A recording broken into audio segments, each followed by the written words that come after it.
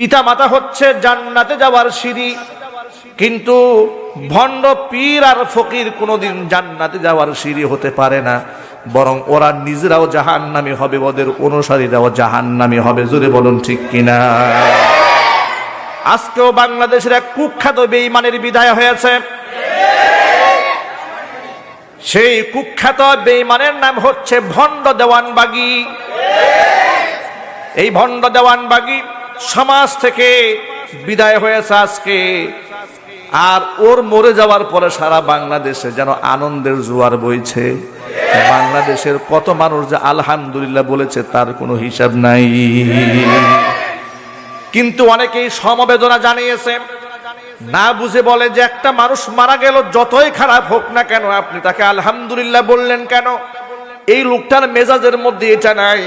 যেই লোকটা কোরআন হাদিসের বিরোধিতা করেছে, এমনকি আমার নবীর ব্যাপারে যত বাজে শব্দ ব্যবহার করেছে, বলেছে নাউজুবিল্লাহি মিন যালিক। যে স্বপ্ন যোগে আমি দেখেছি মুহাম্মদ সাল্লাল্লাহু আলাইহি সাল্লাম উলঙ্গ হয়ে মৃত অবস্থায় ডাস্টবিনে পড়ে আছে, আর আমি যখন তার পাশে গেলাম আমার হাতের ছোঁয়ায় নবী জিন্দা হয়ে গেল। জোরে জোরে বলেন নাউজুবিল্লাহ।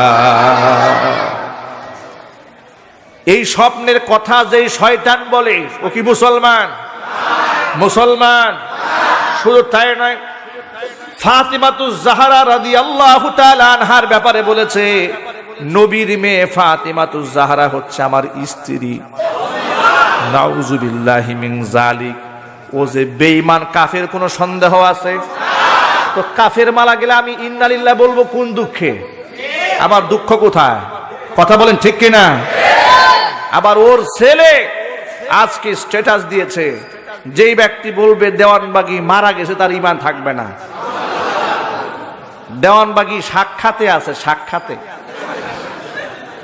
আহারে, এই কথা শুনে যে শয়তান যে আজকে গলায় দড়ি দিল কিনা এটাই জানা দরকার, ঠিক কিনা? বলেছে উনি সাক্ষাতে আছে, দেওয়ানবাগী মারা গেছে, এ কথা বললে ঈমান থাকবে না। নাউজুবিল্লাহি মিন যালিক। যেখানে আমার নবীকে আল্লাহ কোরআনে বলেছে ইন্নাকা মাইয়িতু ওয়া ইন্নাহুম মাইয়িতুন, হে নবী আপনি মারা যাবেন, আপনি মরণশীল, আর যারা আপনার বিরোধিতা করছে তারাও মরণশীল।